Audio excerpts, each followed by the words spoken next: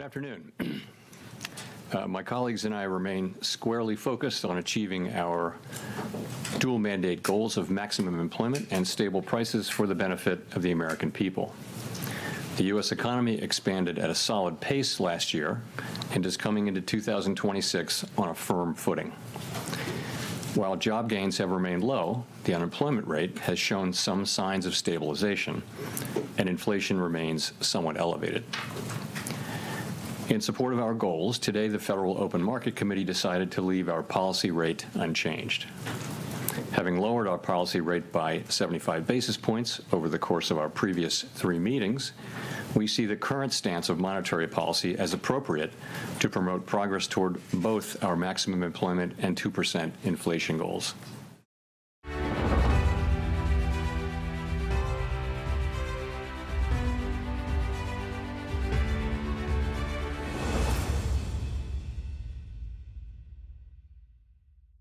시청자 여러분, 밤사이에 잘 쉬셨을까요? 마켓 시그널 진행의 조민재입니다. 아마도 오늘 밤 사이에는 이 FOMC를 실시간으로 시청하시느라 밤을 꼬박 새우신 분들도 분명 계실 것 같은데, 이 시장의 예상 그대로 연준이 1월 FOMC에서 기준금리를 기존 3.5%에서 3.75% 수준으로 또다시 동결했습니다. 다만 이후에 발표가 됐었던 성명문에는 다소 매파적인 신호들이 확인이 됐는데, 과연 현지에서는 과연 이 분위기를 어떻게 해석하고 있을지 김상윤 이데일리 뉴욕 특파원 바로 연결해 보도록 하시죠. 안녕하세요.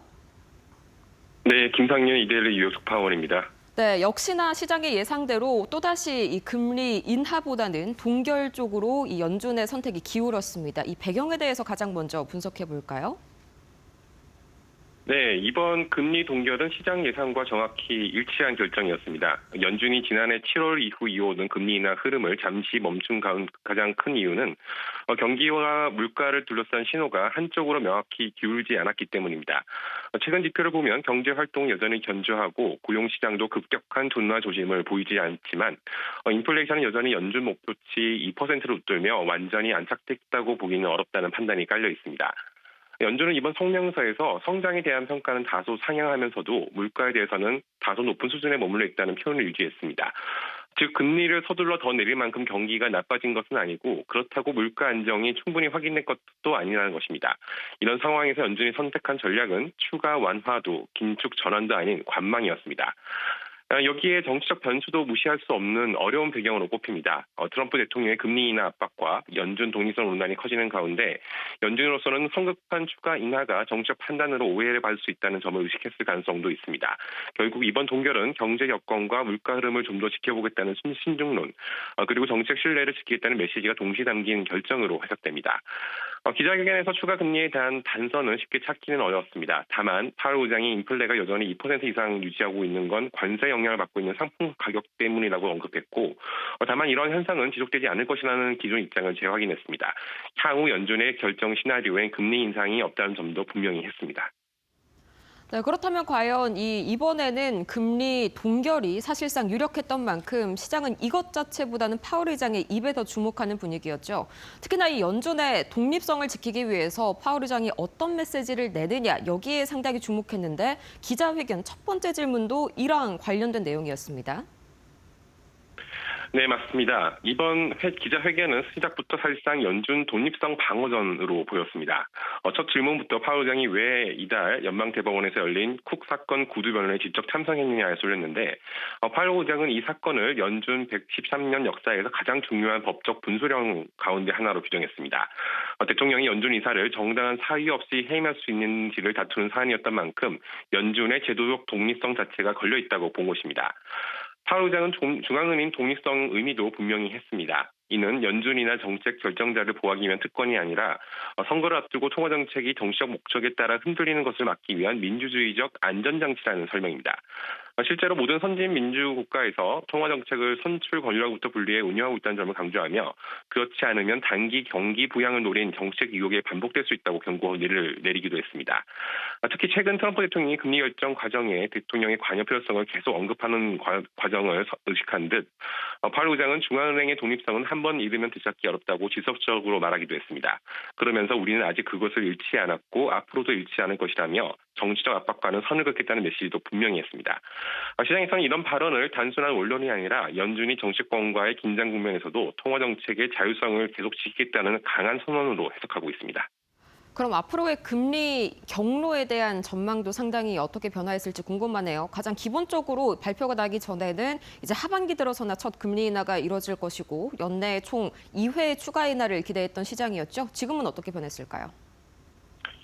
네, 시장의 그 변화는 크게 없습니다. 연준의 첫 금리 인하 시점을 6월 이후로 보고 있고요. 현재 패드 워치를 보면 6월 회의에서 기준금리를 25bp 이상 인하할 확률은 약 60% 정도밖에 안 됩니다. 파월이 5월 임기가 끝나기 전에는 추가 인하는 없다고 본 것이죠. 또한 12월에 추가로 25bp가 이루어질 확률은 약 60% 정도 반영되어 있습니다. 이를 종합하면 시장은 올해 전체에 한두 차례 약 최대 50bp 안팎의 인하를 기본 시나리오로 가기에 책정하고 있다고 볼 수 있습니다.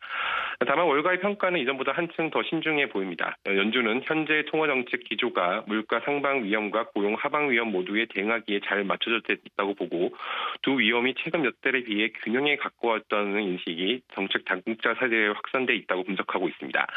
이 말은 곧 연준이 굳이 서둘러 금리를 내릴 이유가 줄어졌다는 뜻이기도 합니다. 시장은 여전히 인하 가능성에 베팅을 하고 있지만 연준 내부에서는 지금 정책 수준이 나쁘지 않다는 판단이 힘을 얻고 있는 만큼 실제 인하 시점은 물가와 고용 지표에 따라 언제든 늦춰질 수 있다는 경계감도 여전히 남아있다고 볼 수 있습니다.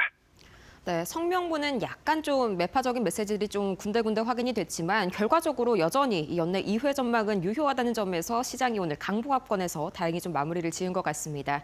이렇게 뉴욕 현재 상황 다 같이 김성윤 이데일리 뉴욕 특파원과 함께 자세하게 분석해봤습니다. 좋은 말씀 고맙습니다. 네. 네, 이렇게 해서 FOMC 관련 이슈들 계속해서 무난하게 소화한 뉴욕 증시였고요. 또 이어서 빅테크 실적 발표에 대한 기대감도 여전했습니다. 이 때문에 뉴욕 증시 3대 지수가 현재로서는 강보합권에서 마무리를 지었는데 과연 어떤 이슈들이 추가로 있었을지 잠시 후에 추가로 만나보도록 할게요.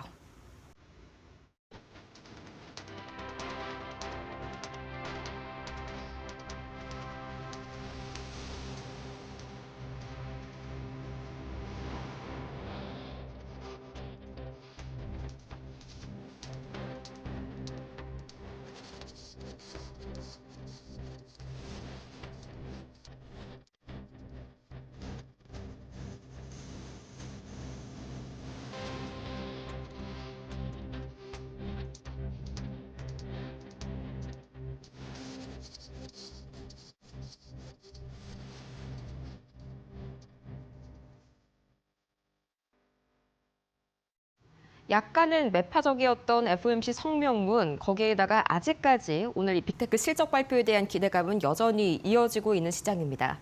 이 때문에 뉴욕 증시 3대 지수는 오늘 다양한 이벤트들을 소화하면서 보합권에서 혼조세로 마무리를 지었는데요. 이 다우지수가 0.025% 거의 극강보합 수준이죠. 마찬가지로 나스닥도 강보합 수준에 머물렀고요. S&P 500은 아주 극소량으로 빠지긴 했습니다만 결과적으로는 보합권. 오늘 장중에는 7,000선을 드디어 역사적으로 돌파하기도 했습니다. 그렇다면 전체적인 이 시장의 그림은 어떻게 흘러가고 있을지, 과연 이 히트맵을 통해서 자금 흐름 어떻게 흘러가고 있을지 만나보시죠. 우선 초록불이 상승불이고요. 이 빨간불이 하락불입니다. 오늘은 다시 한번 M7 중에서도 반도체단의 움직임이 굉장히 좋습니다. 엔비디아가 1.39% 상승했고요. 또 실적 발표를 오늘 당장 앞두고 있는 마이크로소프트와 아마존은 조금은 좀 뒤로 후퇴한 느낌입니다. 테슬라는 그동안 빠진 것을 되돌리기라도 하듯 오늘 0.5% 상승으로 마무리를 지었습니다.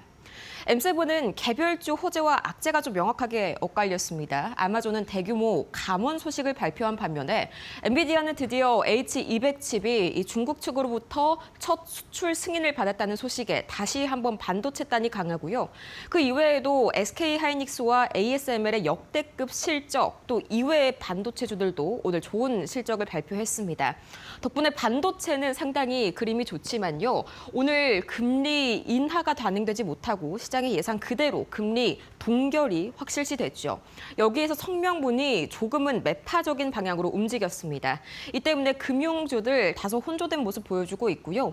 특히나 헬스케어가 오늘 굉장히 강하게 급락했는데 이 메디케어 약가 협상 리스트에 이 빅파마들의 의약품들이 다수 이름을 올리게 되면서 매출에 대한 우려감이 다시 한번 부각됐습니다. 그렇다면 과연 오늘 이런 장세를 만든 각종 이슈들 어떤 게 있었을지 가장 큰 세 가지 뉴스 만나보시죠.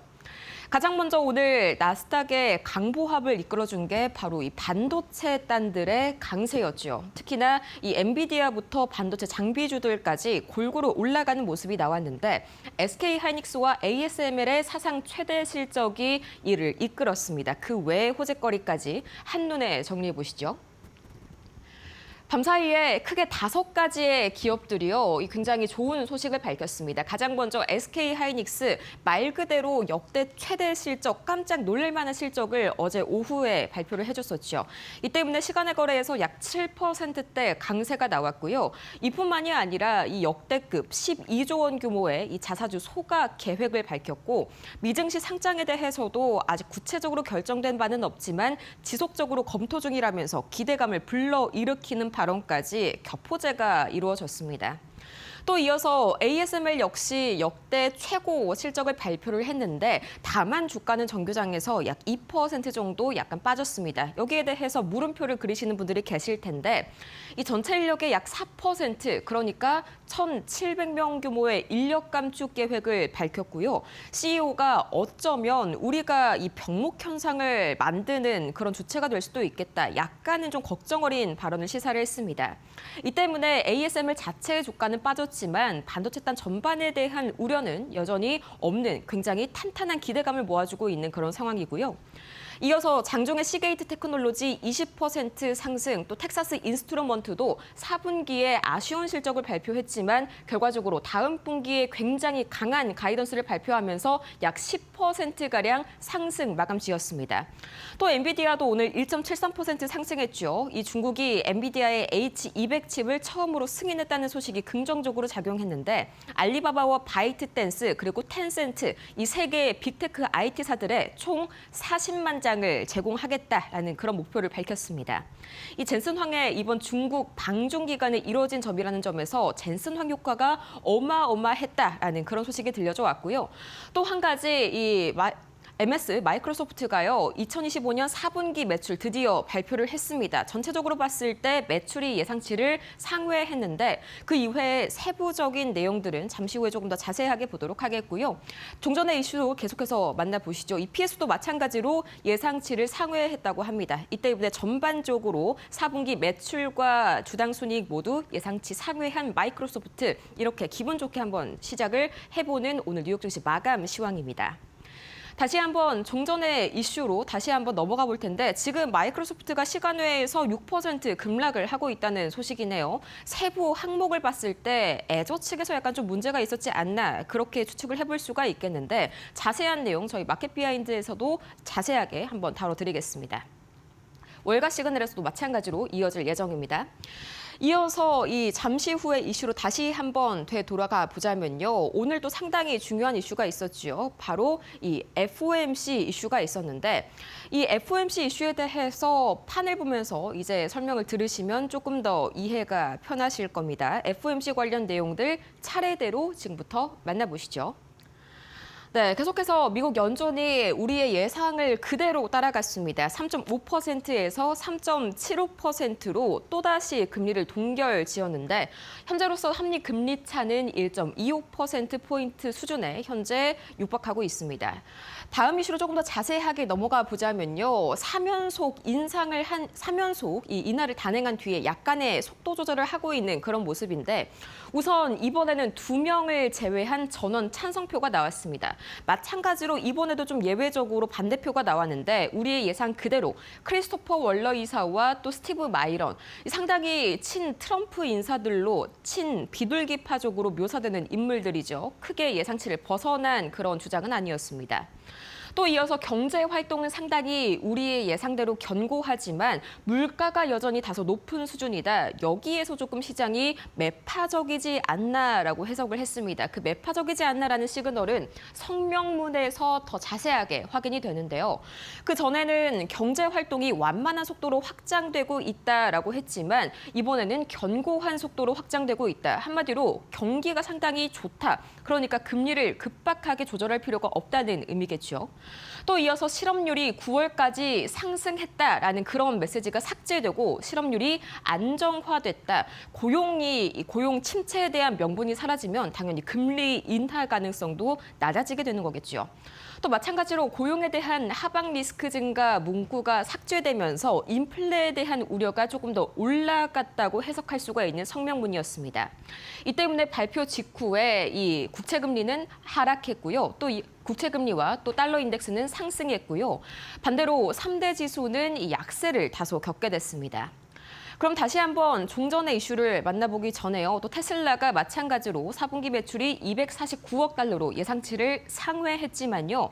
테슬라의 경우에는 그 이외의 발표들을 조금 더 집중해서 볼 필요가 있겠죠. 잠시 후에 월가 시그널에서 자세하게 다뤄보도록 하겠고요. 마찬가지로 EPS도 예측치를 상회했습니다. 오늘 헬스케어 단 특히나 제약사 빅파마들이 상당히 고전을 겪었었죠. 이 메디케어 약가 협상에 제약사들의 의약품이 대거 포함됐기 때문인데 오늘 헬스케어 전반적으로 상당히 부진한 그런 모습이었습니다. 그럴 수밖에 없는 게 이 화이자와 에브비, 노바티스, 일라일리 등 이름만 들으면 알 법한 제약사들의 이 의약품들이 대거 메디케어 약가 협상의 대상이 됐는데요.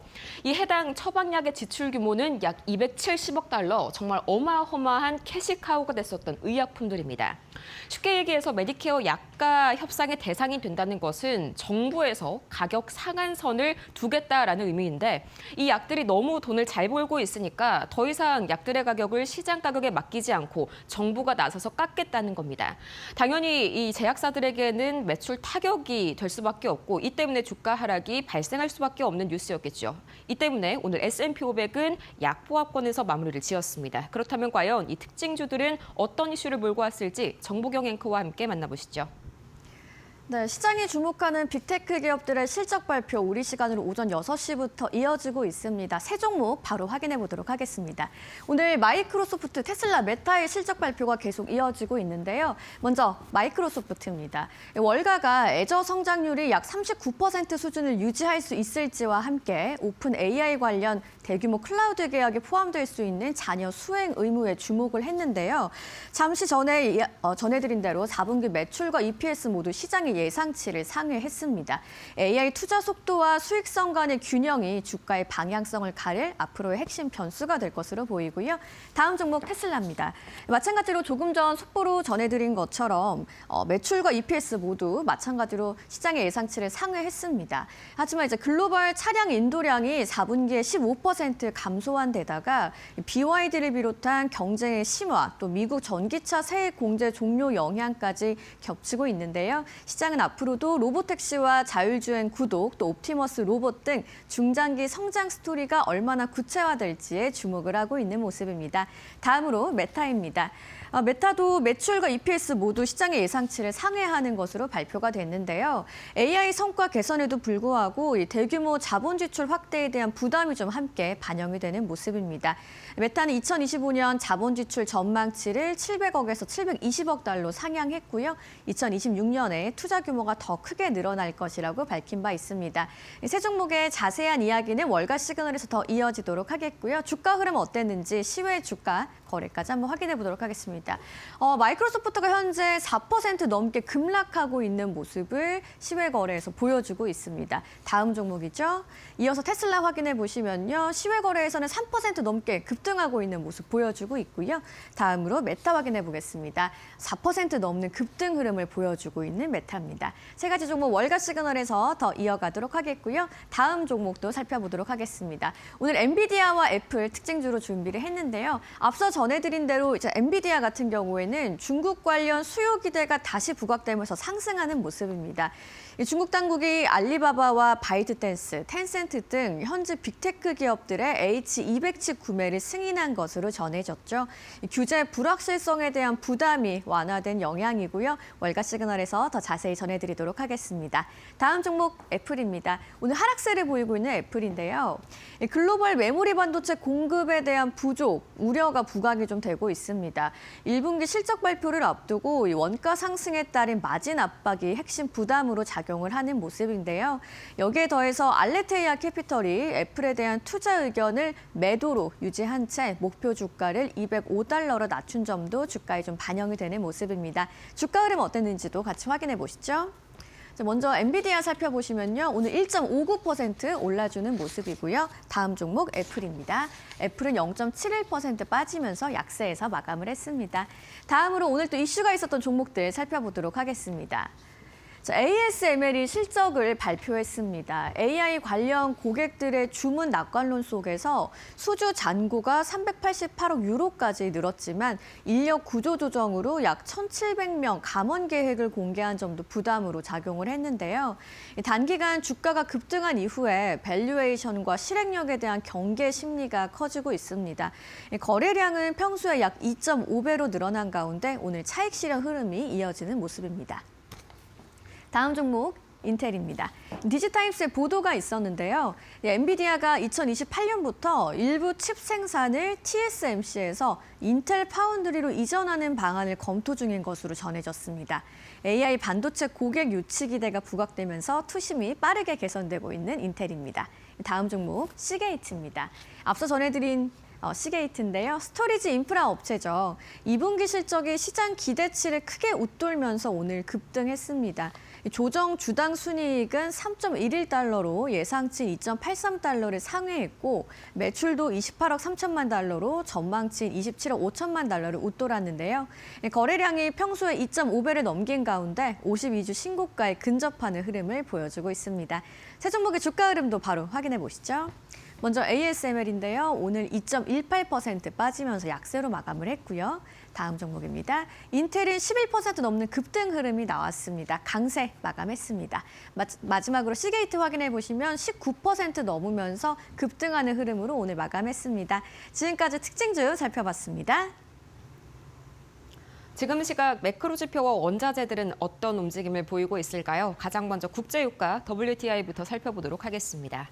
가장 먼저 WTI 1.38% 다시 한번 올라서면서 어느덧 63달러 선을 돌파했습니다.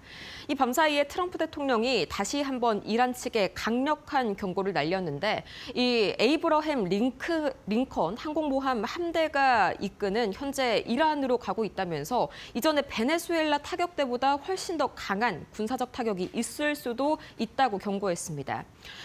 계속해서 이란이 핵무기 폐기 협상에 나설 것을 촉구하고 있는 트럼프 대통령, 이 때문에 단기적으로 이 원유에 대한 공급 우려감이 확산됐고요. 여기에 또 밤사이에 미국 에너지부죠. 이 EIA에서 발표한 원유 재고 역시 예상을 깨고 마이너스로 발표가 되면서 상당히 이 공급 우려에 마찬가지로 이 확산을 부추겼습니다. 원달러 환율은 소폭 올랐습니다만 여전히 1,432원 선 최근 단기적으로는 낮은 레벨을 유지를 하고 있습니다. 트럼프 대통령이 최근에 약달러를 용인하는 듯한 그런 발언으로 다시 한번 달러 인덱스가 4년 만에 최저치를 기록했습니다. 밤사이에는 95선 중반대까지 이 달러 인덱스가 내려갔는데 이 때문에 계속해서 원달러 환율은 1,430원대 초반선을 유지하고 있고요. 비트코인 가격은 0.14% 소폭이나마 다시 한번 올라서면서 89,000달러 선을 넘어선 그런 비트코인입니다. 계속해서 이 미국 상원위원회에서 교착 상태에 빠졌었던 암호화폐 법안, 이 암호화폐 법안이요 다시 한번 좀 물꼬를 트이는 듯한 그런 움직임이 포착되고 있습니다. 계속해서 이 백악관이 암호화폐 법안을 위해서 이 업계 임원들을 현지 시각으로 2월 2일 월요일에 소집할 것이라는 소식에 다시 한번 비트코인 기대감 안고 움직이고 있고요. 금 가격은 4.8%가량 올라서고 있습니다. 5,300달러 현재 돌파한 그런 상황인데 트럼프 대통령의 발언으로 이 약달러 현상이 가속화되자 자금이 달러에서 또 다른 안전자산인 금으로 이동하고 있기 때문이고요. 미국채 10년물과 미국채 2년물은 여전히 계속해서 오늘 FOMC 성명문이 다소 매파적으로 변화했다라고 말씀드렸습니다. 이 때문에 국채금리는 장단기물 모두 상승세 보여주고 있습니다. 과연 그렇다면 3대 지수 어떻게 마무리가 됐을지 지금 바로 체크해 보도록 하시죠. 오늘 FOMC와 빅테크 실적 발표를 동시에 소화한 3대 지수. 다우지수는 극강보합권에 머물렀고요. 나스닥도 마찬가지로 보합권. S&P 500도 약보합이긴 하지만 굉장히 소폭입니다. 거의 3대 지수 모두 큰 변화 없이 보합권에 거래 마쳤습니다. 지금까지 뉴욕 증시 마감 상황 봤습니다.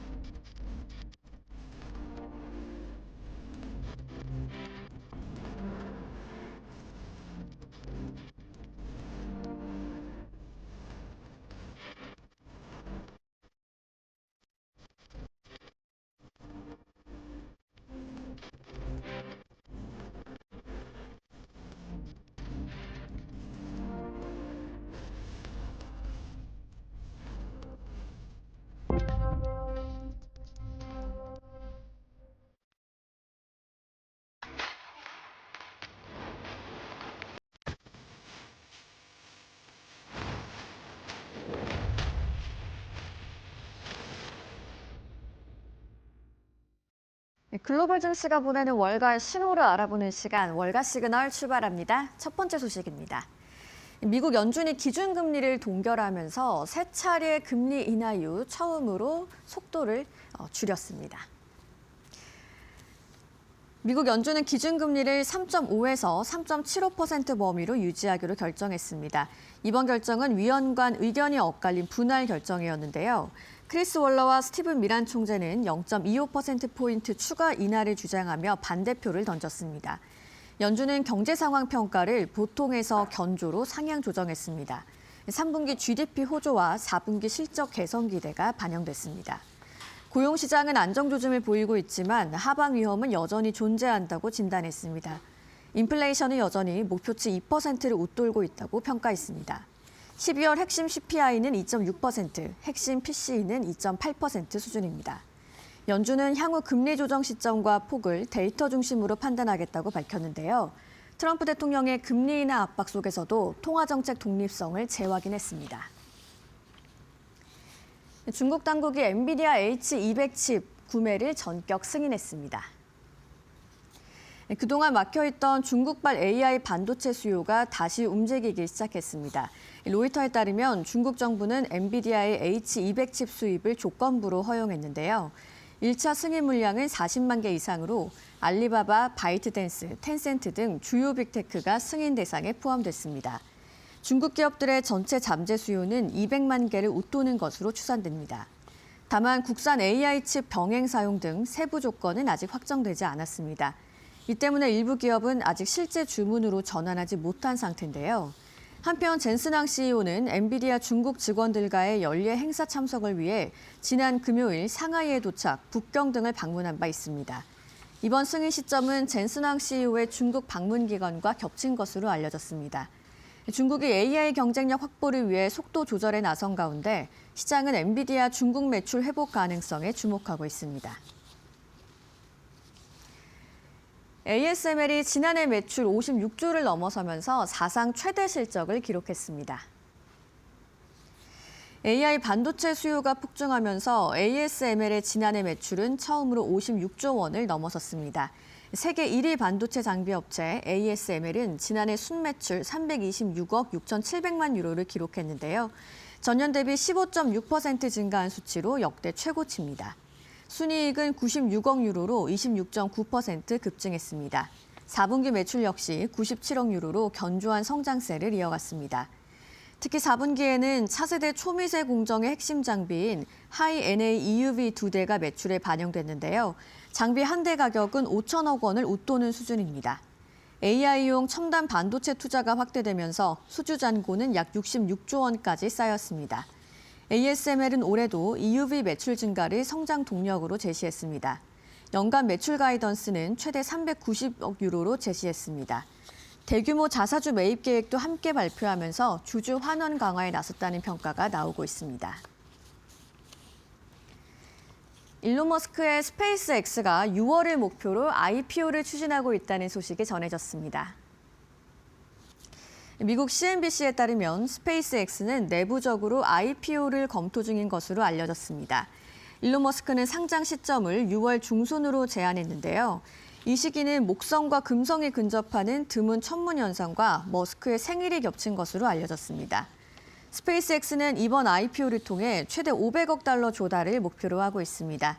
기업 가치는 1조 5천억 달러로 거론되며 이는 2019년 사우디 아람코의 IPO 규모를 뛰어넘는 수준입니다. 성사될 경우 역사상 최대 규모의 기업 공개가 되는데요. 다만 아직 초기 단계로 일정과 수치는 변동 가능성이 큽니다. 시장에서는 우주 방산 위성통신 사업 가치가 본격적으로 재평가될 계기로 보고 있습니다. 머스크의 또 다른 빅 이벤트가 될지 시장에 관심이 집중되고 있습니다. 지금까지 월가에서 보내는 시그널 알아봤고요. 신일섭 위원과 함께 자세히 분석해 보겠습니다.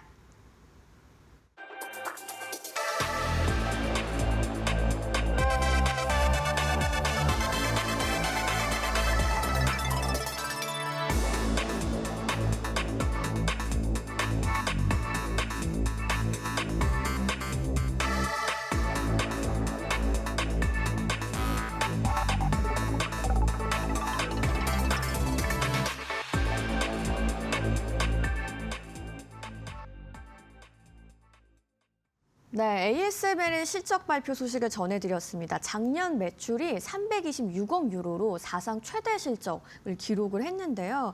AI 반도체 수요가 좀 실적을 확실히 끌어올렸다라고 좀 해석을 해볼 수 있을까요? 네, ASML은 네덜란드 업체잖아요. 네. ADR로 상장되어 있죠.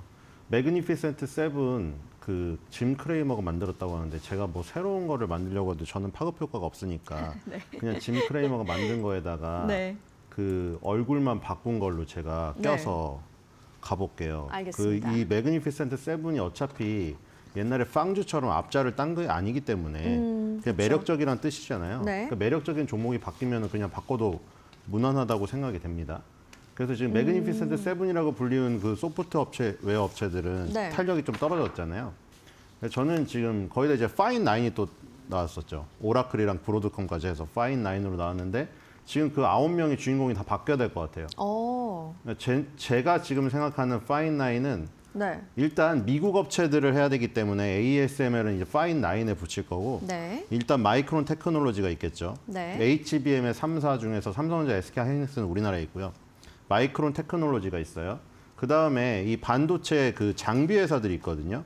어플라이드 머티리얼즈, 램리서치, KLA 이런 미국 3사 요거 붙이면 4개죠. 네. 거기다가 매그니피센트 7에다가 지금 나머지 3개 넣어야 될 게 스토리지 3사거든요. 저장 장치 3사. HBM이 워낙에 지금 뜨겁다 보니까 범용 D램 낸드 플래시 쪽으로 가서 그 D램 낸드 플래시가 탑재되는 하드웨어 업체랑 저기 SSD 업체들이 뜨고 있단 말이에요. 어제도 미친 듯이 올랐죠, 또. 그렇습니다. 데자뷰를 보는 것 같아요. 맨날 그 똑같은 상승률인데 그날이 아닌 거예요. 그런 날이 계속 반복이 되고 있는. 어제도 시게이트 테크놀로지, 그다음 웨스턴 디지털, 샌디스크 3사 또 급등했어요. 요거 3개 넣어가지고 매그니피센트 7을 요걸로 하고 싶고 저는 네. 그 파인 9에다가 이제 다른 나라 업체들을 붙여줄게요. 네. 대만의 TSMC랑 네덜란드 ASML. 이건 다른 나라인데 ADR로 상장되어 있기 때문에 그 이 파인 9에다 전 붙였어요. 그래서 지금 현재 파인 9은 현재 2026년도 초반 파인 9은 이 종목이 아닌가 저는 그렇게 생각이 듭니다. 그렇죠? 그래서 이제 그 중에 이제 파인 9 중에 제가 만든 파인 9 중에 네. 하나인 ASML 어제 실적 발표가 나왔는데 지금 그 AI 반도체 수요가 당연히 이끌었죠. ASML은 노광 장비의 제왕입니다. 그러니까 제가 아까 말씀드린 그 반도체 미국 업체들 3사 있잖아요. 네. 어플라이드 머티리얼즈는 증착의 제왕이에요. 증착의 제왕이자 세계 장비회사 1위를 먹는 회사가 어플라이드 머티리얼즈거든요. 그래서 그게 있고 그다음에 이제 그 식각의 제왕이라고 램리서치가 있습니다. 깎는 거. 식각의 제왕 램리서치가 세계 장비회사 2, 3위 정도 하고요. 그다음에 노광의 1위, 노광의 제왕 같은 경우에는 ASML입니다. 지금 말씀드린 증착, 식각, 노광 네. 이 세 개가 반도체 3대 공정이거든요. 반도체 3대 공정의 제왕을 먹는 애들이 세계 반도체 장비회사 매출 순위 1, 2, 3위도 먹고 있어요. 그다음에 아까 제가 매그니피센스 7에 넣었던 KLA 얘는 계측의 제왕입니다. 얘가 한 5위 정도 차지하고 4위는 일본에 있어요. 도쿄 일렉트론. 그래서 이게 세계 5대 장비 회사거든요. 근데 이제 미국에 상장되어 있는 게 4개가 있는 거죠. 미국 회사 3개에다가 네덜란드 회사 하나 해가지고 일본의 도쿄 일렉트론까지 합치면 5개예요. 네, 그렇게 보시면 될 것 같습니다. 알겠습니다. 반도체 3대 공정 중에 하나인 이제 노광 분야 1위를 하고 있기 때문에 ASM을 그만큼 중요하게 봐야 된다는 얘기를 좀 해석을 해보면 될 것 같고요. 좀 흥미로운 부분이 4분기에 하이 NA EUV 장비 2대가 반영이 됐는데 이게 대당 5천억 원짜리 장비라고 합니다. 이거 앞으로 판매 속도가 좀 빨라질 수 있을까요? 판매 속도는 빨라지기가 어렵죠. 왜냐하면 생산이 안 되니까요. 네. 이 생산할 수 있는 그 주기가 있기 때문에 받고 싶어도 기다려야 됩니다. 그래서 이제 이거는 이제 속도가 빨라진다기보다는 네. 이 하이 나노 EUV 장비 이 2대를 인텔이냐 삼성전자냐 TSMC냐 뭐 우리 물론 지금 삼성전자는 파운드리로 가고 있진 않지만 파운드리에서 경쟁을 하기 위해서 ASML의 노광 장비가 필수적이겠죠. 아까 전에 말씀드린 그 뭐 KLA나 어플라이드 머티리얼즈, 램리서치의 장비도 다 필수적이고 이런 장비들을 받기 위해서 그러니까 무기가 필요한 거잖아요. 세계 1위를 하려고 하면은 세계 1위의 무기가 필요한 겁니다. 네. 맨손 싸움으로만은 이길 수 없기 때문이죠. 그래서 이 필수적인 무기 여기서 이제 최첨단 무기라고 할 수 있는 하이나노 EUV 장비 요것에 대한 부분이 이제 방향성을 지금 그 갈라주는 거죠. 속도보다는. 판매 속도가 빨라진다고 기대하기는 어렵지만 좀 방향성에서 좀 차이가 있을 것 같다는 얘기셨고 또 좀 확인해 보면 좋을 것 같은 게 수주 잔고가 66조 원 수준이다라고 이제 발표를 했습니다. 뭐이 정도면 혹시나 반도체 업황이 흔들려도 이 실적 방어가 가능하다고 보실까요? 네, ASML은 미리 쌓아놓고 하기 때문에 그렇죠. 그런 부분이 있죠. 몇 년치를 미리 쌓아놓고 네. 해서 깎여도 몇 년치를 이미 벌어놓은 거죠. 수주 잔고가 한 2년치 매출 정도라고 볼 수 있을까요? 네, 지금 2년치 매출 정도고 지금 네. 그 수주 잔고가 역대 최고 기록입니다. 지금 현재. 이걸 쌓아놓고 이제 그거죠. 여러분들도 이제 네. 열심히 돈이 많이 벌릴 때 많이 저축을 해놓으면 나중에 조금 덜 벌릴 때 그걸 빼서 쓸 수 그렇죠. 있잖아요. 네. 약간 그런 개념이죠. 그 순수주 추이에 대한 그래프를 가져오셨네요. 네, 아까 그 말씀하신 그게 네. 수주 잔고 얘기하는 건데 수주 잔고가 최고치입니다. 66조 원가량 쌓여 있기 때문에 2년치가 매출의 2년치가 쌓여 있는 지금 상태고요. 그래서 그걸 가지고 이제 열심히 벌어놨던 거를 저축했다가 나중에 좀 깎이더라도 여기서 뺐으면 되겠죠. 알겠습니다. 또 올해 매출 가이던스는 최대 390억 유로로 제시를 했는데 좀 보수적으로 잡은 숫자라고 보시는지 아니면 공격적인 목표를 제시했다고 보시는지 궁금한데요. ASML은 원래 보수적으로 잡습니다. 그래서 이거를 그냥 맨 하단으로 보시면 됩니다. 그러면 ASML은 오바에서 뻥튀기를 안 하는 업체거든요. 네. 네, 그래서 최저치를 잡기 때문에 저기에서 이제 그 조금만 잘 나오면은 서프라이즈죠.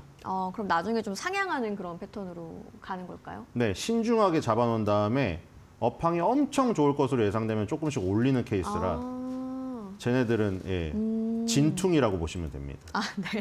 좀 보수적으로 잡은 가이던스 확인을 해보실 수 있겠고 또 이제 말씀하신 것처럼 그 EUV 투자 확대 부분 이제 글로벌 반도체 장비라든지 뭐 AI 관련 섹터 전반에 좀 어떤 신호로 작용을 한다고 보시나요? 네, 뭐 사실 이미 다 짚어드렸고요. 주인공이 누군가는. 네. 그래서 지금 우리나라도 결국에는 반도체 장비 회사들 이미 다 날아갔거든요. 그래서 그런 것들이 이미 다 그 시대의 흐름이 주인공이 누구 되는 거를 지금 알려주고 있었기 때문에 요 지금 ASML의 EUV 투자 확대는 역시 우리나라도 마찬가지죠. 우리나라도 다 증착, 뭐 식각 이런 것들이 있습니다. 노광 장비는 워낙 ASML이 압도적이라가 거기를 뚫지 못하는데 어쨌든 간에 우리나라 삼성전자, SK하이닉스도 팔이 안으로 굳기 때문에 반도체 장비 회사들이 어느 정도 수율이라던가 뭐 이런 저기가 올라오면은 우리나라 업체들을 쓸 마음은 있거든요. 근데 워낙에 세계 최고의 장비 회사들의 무기가 탁월해서 쓰는 건데 우리나라도 국산화를 하면서 굉장히 올라오고 있어요. 그렇기 때문에 당연히 여기도 낙수 효과가 있는 거죠. 그래서 우리나라 장비 회사까지 낙수 효과가 떨어진다고 보시면 될 것 같아요. 그렇다면 뭐 자사주 매입까지 나온 상황에서 뭐 국내 반도체 장비주 투심에도 좋은 영향을 줄 거다 이렇게 판단을 해보면 좋겠군요. 그렇죠. 아까 뭐 ASML을 제가 파인9에 넣고 매그니피센트 7에다가 어플라이드 머티리얼즈, 램리서치, KLA 넣었잖아요. 이 세계 최고의 장비 회사들 이 나침반 역할을 하신다고 보면 돼요. 우리나라 원익 IPS라던가 뭐 유진테크, 테스, 뭐 많잖아요. 한미반도체 이런 업체들의 실적, 그 다음에 가능성, 비전 이걸 어디서 보느냐? 아까 그 세계적인 반도체 장비 회사들이 이렇게 투자를 늘리고 실적이 좋아지면은 우리나라도 좋아질 것임을 이렇게 순차적으로 알 수가 있겠죠. 그리고 자사주 매입까지 지금 확대를 한다는 거는 여력이 있다는 거죠. 자사주 매입을 할 정도로 자금의 여력이 있고. 그다음에 회사의 어떤 지금 성장성에 대한 부분이라든가 주주 환원에 대해서 열심히 한다는 의미로 받아들이면 되겠습니다. 네, 위원님이 뭐 새로 파인9을 만든다면 넣을만 하다라고까지 보시는 ASM이었는데 왜냐하면 매그니피센트랑 파인이라는 단어가 그게 좋은 게 앞자를 딴 게 아니기 때문에 제가 그냥 매력적이거나 좋은 걸 넣으면 돼요. 근데 현재 매력적이거나 좋은 거는 아무리 봐도 지금 몇 달 전에 매그니피센트 7은 아니거든요. 여러분들 탄력이 없잖아요, 지금. 그렇습니다. 뭐 국내 반도체 장비주에도 좀 호재로 작용할 거로 보이니까 여러분 좀 주목해 보시면 좋겠고요. 저희 오늘 빅테크 기업들의 실적 발표가 있었기 때문에 이어서 조금 살펴보도록 하겠습니다. 자, 가장 먼저 살펴보실 기업은 이제 메타인데요. 주당 순이익 EPS가 예측치를 상회하는 8.88달러로 나왔고요. 매출도 예측치를 상회했습니다. 583억이었는데 598억. 으로 나왔고요. 전년 대비 24% 증가한 비율입니다. 영업이익은 전년 대비 5.9% 상승한 247억 원대, 광고 매출도 예상치를 상회했네요. 581억 원대로 나왔고요. 시외 주가 거래 어떻게 됐는지 보시면요. 급등하는 모습입니다. 7% 넘게 메타가 급등을 하고 있네요. 메타의 실적 발표 혹시 좀 어떻게 보고 계시나요? 또 다운닝 서프라이즈네요. 네, 그래서 뭐 지금 뭐 매그니피센트 7 저런 종목들도 지금 좀 주도권을 놓쳤을 뿐이지 성장은 계속 되고 있습니다. 그리고 그 메타는 지금 사실 글라스가 진짜 저게 지금 굉장히 저기거든요. 주요 아이템인데 어떻게 될지 굉장히 궁금합니다. 그러니까 지금 레이벤하고 지금 그 협업한 거 있잖아요. 진짜 그 정도로 나오면 쓸 것 같긴 하거든요. 그 주변에서도 구입한 분들이 좀 있더라고요. 얼리 어답터가 맞나요? 네. 예. 그렇군요. 네. 확실히 좀 시장이 직접 쓰기에는 아직 비싸긴 한데 어쨌든 간에 그게 지금 관건인 게 지금 오픈 AI에서도 오픈 AI의 챗GPT를 지금 여기 우리가 쓰는 기기가 어디죠? 애플이나 삼성의 휴대폰이잖아요. 샘 알트먼이 다른 계획을 갖고 있더라고요. 지금 그게 관건이에요. 메타의 선글라스라던가 오픈 AI의 이 기기가 애플이나 삼성의 휴대폰 생태계를 무너뜨릴 수 있을 것인가. 지금 아예 다른 생각을 하고 있더라고요. 그래서 만약에 정말로 그렇게 돼서 휴대폰을 안 들고 다니고 거기서 출시된 메타의 선글라스라던가 오픈 AI에서 나오는 새로운 기기를 들고 다닌다. 이렇게 되면 휴대폰 시장을 완전히 먹어버리는 상황인 거죠. 그건 또 다른 빅뱅이 지금 나올 가능성이 있기 때문에 물론 어떻게 될지 모르겠어요. 저는 완전 레이트 어답터라 그런 걸 안 쓰기 때문에 모르는데 이런 얼리 어답터의 이 부분이 만약에 대중화로 이어지면 휴대폰 생태계가 무너지고 그러면 애플의 어떤 위기론 이게 다시 대두될 수가 있다는 생각이 들겠네요. 네, 레이벤과의 협업도 좀 앞으로 시장이 어떻게 반응할지 좀 살펴보시면 좋을 것 같고요. 다음으로 또 오늘 실적 발표를 했던 기업이죠. 바로 확인해 보도록 하겠습니다. 네, 이번에 마이크로소프트 보도록 하겠습니다. 마찬가지로 주당 순이익 EPS와 매출이 모두 시장의 예상치를 상회하게 나왔습니다. 발표된 걸 보시면은 EPS가 4달러 수준, 매출은 812억 달러 수준으로 나왔고요. 예측 대비해서 굉장히 많이 또 특히 EPS가 나온 부분이고 시외 거래 살펴보시면 이거는 좀 급락을 하고 있다고 봐도 될 것 같네요. 4%가 넘게 빠지고 있는 마이크로소프트입니다. 네, 이번에 좀 실적 발표 어떻게 보시는지랑 시장의 반응은 이렇게 나오는 거에 대해서 해석을 좀 어떻게 보면 좋을까요? 죄다 다 어닝 서프라이즈네요. 네, 지금. 그러네요. 네, 뭐 트럼프가 정치적인 부분 때문에 뭐 지지율이 좀 빠지고 있다고 하는데 그 아이스의 대응 때문에 다른 저기 뭐 경제적인 부분은 지금 어제도 뭐 미국이 돌아왔다고 트루스 소셜을 올렸더라고요. S&P 500이 장중에 7,000을 돌파해서 그러니까 이게 최고의 사실 무기거든요. 이게 지금 기업들이 다 어닝 서프라이즈 해주고 뭐 누구는 기업들 덕이라고도 할 수 있겠습니다만 그 운도 사실 뭐 그 운을 빼고 사실 평가할 수는 없잖아요. 지금 어떻게 뭐 운 그쵸. 좋게 기업들이 실적이 최고고 AI 씬의 대박을 맞이해서 뭐 트럼프가 좋았다. 뭐 그것도 어쩔 수가 없는 상황이죠. 시대적으로 뭐 신이 선택을 한 거죠. 어쨌든 간에 마이크로소프트도 며칠 전에 소식 나왔잖아요. 마이야 200이라는 자체 칩. 그렇죠. 그 출시했다. 그래서 뭐 자체 데이터 센터 마이크로소프트 애저라는 네. 그 클라우드 서비스에 이제 거기 칩을 제공한다. 이런 얘기가 나왔는데 이제 마진이 또 확대가 될 수가 있겠죠. 이러면 GPU의 의존도를 줄이니까 네. GPU의 엔비디아 GPU의 의존도를 줄이면서 자체 칩을 출시하는 지금 아마존이라던가 구글 그다음에 마이크로소프트 이 클라우드 3사가 네. 전부 자체 칩을 출시했어요. 그쵸. 최근에 네. 이런 흐름을 주목할 필요가 있겠죠. 그 부분에서 아마 영업이익이 늘어나는 계기가 되지 않을까. 영업이익이랑 주당순이익이 지금 굉장히 높네요. 매출액이 보니까 1.27밖에 그 서프라이즈가 아닌데 주당순이익은 무려 7.25% 서프라이즈네요. 네. 그렇죠? 그러니까 외형 성장보다는 지금 마진 폭이 상당히 어닝 서프라이즈가 크게 나왔음을 볼 수가 있겠네요. 아마 그런 부분이 도움이 되지 않았을까. 그리고 지금 저런 업체들을 하이퍼 스케일러 업체라고 하잖아요. 대규모 데이터 센터를 네. 만드는 업체들. 지금 전력 공급만 문제가 없다면 저런 데이터 센터 확충에 대한 부분이 계속 진행이 되고 클라우드에서 지금 저렇게 되면은 주도권을 굉장히 갖게 되거든요. 코웨이브 같은 그런 어떤 네오 클라우드 서비스도 출연을 하지만 네. 저런 클라우드 3사의 지배력은 계속된다. 그러니까 마이크로소프트가 사실은 지금 운영 체제도 다 먹었고요. 그다음에 데이터 센터 클라우드 쪽에서도 지금 저 주도권을 놓치지 않고 있어서 지금 아직도 AI 씬에서는 주도적인 역할을 앞으로 하지 않을까 이런 생각이 듭니다. 그래서 지금 여러분들 아까 제가 말씀드린 대로 현재 가장 뜨거운 거에 제가 매그니피센트 7 파이널의 주인공을 바꾸긴 했습니다만 네. 오리지널 매그니피센트 7에 지금 지금 그 활약이 끝난 게 아닌 것을 명심을 해야 돼요. 오히려 지금 아까 말한 매그니피센트 신 매그니피센트 7이라던가 신 파인 9 이런 것들이 지금 너무 과도하게 올라서 혹은 거기에 참여해서 수익이 많이 거두신 분이라면은 오리지널 매그니피센트 7으로 다시 한번 조금 그 수익을 나누는 전략도 괜찮지 않을까 이런 생각이 듭니다. 알겠습니다. 좀 EPS 쪽에서 특히 어닝 서프라이즈가 좀 크게 나왔고 시외 거래에서는 주가가 급락하고 있다는 것까지 좀 챙겨가시면 좋겠고요. 다음으로 오늘 또 실적 발표를 했던 테슬라 한번 확인해 보도록 하겠습니다. 예측치보다 이제 EPS도 발표치가 이제 좀 높게 나왔고요. 매출도 마찬가지네요. 247억 달러 쪽이었는데 발표치를 보시면 249억으로 시장의 예상치를 상회하게 나왔고 연간 총 매출은 948억 원, 잉여 현금 흐름은 62억으로 확인을 해보실 수가 있겠습니다. 시외 거래는 어떻게 되고 있을까요? 3% 넘게 오르고 있는 테슬라입니다. 자, 이번 실적 발표 테슬라는 좀 어떻게 해석을 해보면 좋을까요? 마찬가지로 네, 일단 죄다 어닝 네, 서프라이즈. 그러게요. 다 잘 나왔네요. 죄다 어닝 서프라이즈고 저렇게 기업들의 실적이 받쳐주니까 증시가 꺼지지가 않는다는 생각이 듭니다. 테슬라 같은 경우는 이제 500달러를 돌파해야 되는데 500달러 진짜 마의 벽이네요, 저거. 그러네요. 500달러를 돌파를 할 걸 예상하고 지금 저기 원래 캐시우드나 이런 쪽에서 600달러 이상을 지금 부르짖었는데 500달러가 안 오네요, 지금. 어쨌든 거기만 돌파하면 새로운 영역이 열릴 것 같아요. 그리고 현대자동차가 지금 보스턴 다이내믹스 그 휴머노이드 로봇 아틀라스 출시 때문에 네. 지금 대박이 났잖아요. 50만 원 돌파하고.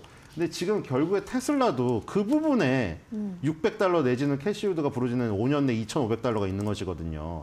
로보틱스, 피지컬 AI. 그 부분에서 휴머노이드 로봇 옵티머스가 결정적인 역할을 해야 되고 이 지금 뭐 가정 내 100만 대를 공급하겠다고 앨런 머스크가 지금 그 공언을 하지 않았습니까? 그런 것들이 얼마나 빨리 다가오느냐에 따라서 $500 이 그 도전이 눈앞에 얼마나 빨리 그 꺾을 수 있을 것인가? 그게 관건일 것 같습니다. 네, 오늘 실적 발표를 했던 마이크로소프트, 테슬라, 메타까지 모두 EPS와 매출이 시장 예상치를 상회하는 어닝 서프라이즈가 나왔다는 거 전해드렸고요. 다만 시외거래에서 주가는 좀 변동성이 다르게 방향을 움직이고 있다는 부분까지 체크해 보시면 좋겠습니다. 지금까지 신일섭 위원과 함께했습니다. 고맙습니다.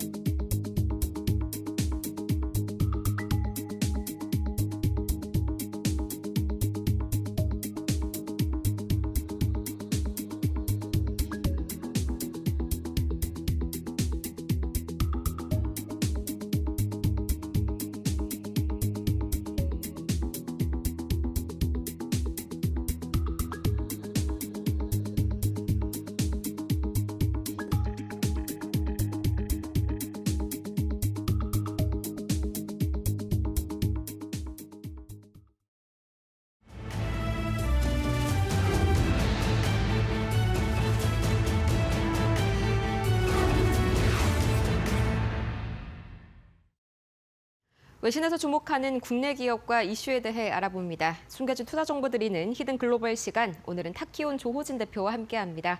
어서 오세요. 예, 안녕하세요. 네, 정말 다양하게 오늘 뭐 FOMC도 그렇고요. 또 실적 발표도 그렇고 여러 가지 이슈가 참 많은데 그중에서도 가장 단연 눈길을 끄는 게 또 하이닉스 관련 이슈가 밤사이 뉴욕 증시에서 대대적으로 보도가 되더라고요. 오늘 첫 번째도 당연히 관련 이슈가 좀 준비가 되어 있겠죠? 예.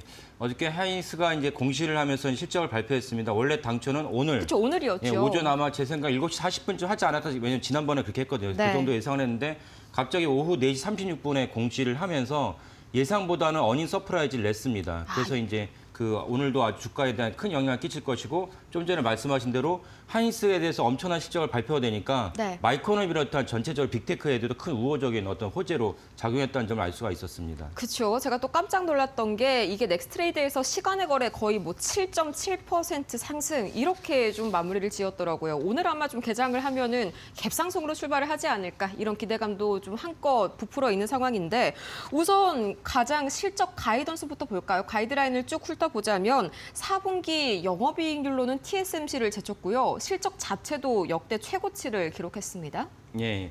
그렇습니다. 그래서 그 4분기 영업이익이 19조 2천억이 나왔는데 이게 네. 보통은 이제 컨센서스는 이제 16조 원이었거든요. 그래서 19조 원이 나왔다는 거 대단히 놀라운 수치고. 굉장히 웃돌았네요. 그래서 어저께 하이닉스가 이제 공시로 텍스트로 낸 것도 있고 그다음에 하이닉스가 별개로 또 이제 PPT로 만들어서 배포한 자료도 있습니다. 그래서 그 자료를 자세히 보면 이따 좀 더 말씀을 드리겠는데 네. 근데 한 가지 좀 누락된 점은 무엇이냐면은 하이닉스가 제가 몇 번 말씀드렸지만 키옥시아, 일본 키옥시아 낸드 플래시 기업의 키옥시아에 10위까지 포함하면은 전체 그 지분에서 한 30% 정도 갖고 있습니다. 그러면 실질적으로 키옥시아 일대 주주고 키옥시아 경영권을 행사할 수 있습니다. 물론 행사는 안 할 것 같아요. 왜냐하면 그랬다가는 또 일본 정계랑 조야에서 엄청난 반발을 일으킬 것 같아서 행사를 하지 않겠지만 다만 그럼에도 불구하고 키옥시아 주가가 올라가면 하이닉스에는 지분법 평가액을 반영하게 됩니다. 그것은 네. 이제 영업이익 외에 순이익에도 이제 반영이 되는데 그 부분이 어저께 PPT에도 나오지 않았다는 좀 의아하긴 합니다. 그래서 그 부분을 좀 자세하게 나중에 살펴볼 필요가 있겠습니다. 그래서 지금 화면에 보이신 거는 이제 지난 한 5년 동안에 이제 하이닉스의 어떤 전체적인 영업이익 추이인데 23년을 보시기 바랍니다. 23년에는 영업 적자였습니다. 불과 2년 전만 영업 적자였던 하이닉스가 2년 만에 삼성전자를 제치고 그 우리나라 최대의 영업이익을 발표한 기업으로 발돋움했던 것입니다. 이 모든 어떤 턴어라운드는 다 아시다시피 챗GPT로 말미암은 HBM 때문이라고 보시면 되겠고 결국은 하이닉스를 갖다가 주가나 매출이 더 갈 거냐 이것도 HBM과 관련된 거 보신다면 되겠고 디램에 대해서 가격이 올라가지 않느냐 이 점도 역시 중요하게 보시면 하이닉스를 갖다가 언제 팔아야 될지도 결정하는 중요한 어떤 그 잣대라고 볼 수가 있겠습니다.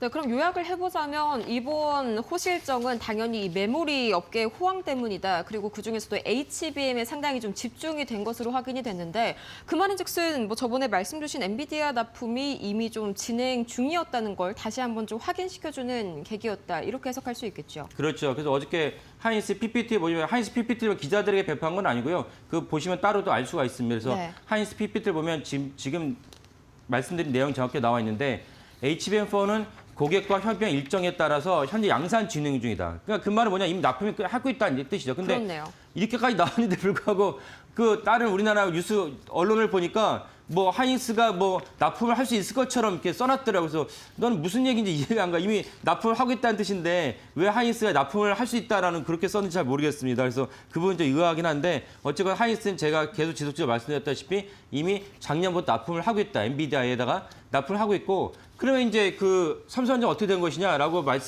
의문을 다실 수 있는데 삼성전자가 납품을 할 수 있는데 실질적으로 이제 전체적으로 엔비디아 납품 비중은 하이닉스가 90%였다가 70%로 내려오긴 하겠지만 그리고 이제 나머지는 마이크론과 삼성전자가 가져갈 것으로 여겨집니다. 그래서 삼성전자도 납품을 하겠지만 실제로 물량은 그렇게 많지는 않을 것이다라는 것이 네. 중론이라고 여겨집니다. 그래서 이런 맥락으로 삼성전자 같이 투자하시면 좋을 것 같습니다. 네, 삼성전자에게도 마찬가지로 좀 호재로 작용할 만한 소식인 것 같습니다. 그런데 또 어제 실적 발표의 관전 포인트가요. 비단 이 실적 수치에만 있었던 게 아니죠. 이 자사주 소각, 그러니까 주주 환원에 대한 그런 기대감도 있었는데 이 부분을 또 굉장히 충족을 시켜줬더라고요. 12조 원 가까이 역대급 규모 아닙니까? 예, 맞습니다. 그래서 하이닉스가 어저께 이제 공시와 또 별개 공시를 했고 아까 말씀 PPT 자료는 또 하나에 묶어서 얘기했는데 ADR에 대해서 같이 얘기하면서 자사주에 대해서 1,500만 주를 모두 소각한다. 그러면은 어저께 종가 기준으로 하면 무려 12조 2천억이랍니다. 엄청난 수치이죠. 물론 이제 네. 하이닉스가 500조가 넘었으니까 뭐 이 정도는 뭐 소각할 수 있다 보길 수도 있는데 그래도 어쨌든 하이닉스 주주 입장에서는 약 2.1%의 주식에 대한 그 가치가 상승하는 효과를 누리게 됩니다. 그래서 다시 한번 말씀을 드리면은 어제 하이닉스의 공시가 KLS 기준으로 이제 KLS 3시 반에 마감을 하니까 KLS 반영할 수는 없었고 그 오후 4시 36분에 공시를 했거든요. 그래서 넥스트 트레이드에서는 이제 반영이 됐습니다. 넥스트 트레이드는 최종적으로 이제 88만 원 종가로 마무리했습니다. 그러면 KLS 기준은 84만 1,000원에 끝났으니까 오늘의 KLS 장이 9시 시작할 때는 그 갭상승으로 출발하겠다라고 이제 말씀드리겠습니다. 네, 뭐 올해 영업이익이 거의 뭐 150조 원 가까이 지금 예상이 된다고 하니까 뭐 재원은 충분할 것 같고요. 또 ADR 관련해서도 이 관련 발언이 나왔다고요. 뭐 예. 결정된 게 있나요? 예, 관련 공시가 나왔는데 그 ADR에 대해서 계속 검토 중이라고 얘기했습니다. 검토 중이면서 그 마감 시한을 7월 달로 마감 시한을 설정했다는 게 좀 의아하긴 합니다. 7월이요? 예전에는 네. 한 달 정도 간격으로 마감 시한을 설정했었는데 이번엔 7월 달로 마감 시한을 설정을 했고